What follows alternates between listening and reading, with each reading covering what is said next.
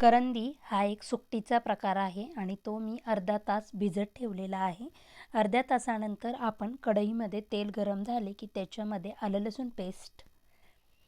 लसूण पेस्ट टाकून आपण एक कच्चेपणा दूर करणार आहोत. त्यानंतर त्याच्यात कांदा, टमॅटो, कोथिंबीर टाकून आपण हे शिजवून घेणार आहोत. त्यासाठी मी ह्याच्यावर 5 मिनटं झाकण ठेवून घेणार आहे.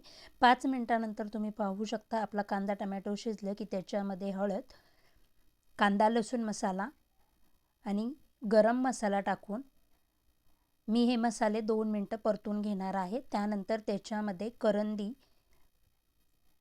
आणि एक वांगं टाकून, वांग्याच्या मी बारीक फोडी करून घेतलेल्या आहेत. वांगं टाकून हे 2 मिनटं हलवून घेणार आहे. त्याच्यामध्ये पाव वाटी पाणी टाकून आपण ह्याला एक झाकण ठेवून वाफेवर शिजवून घेणार आहोत.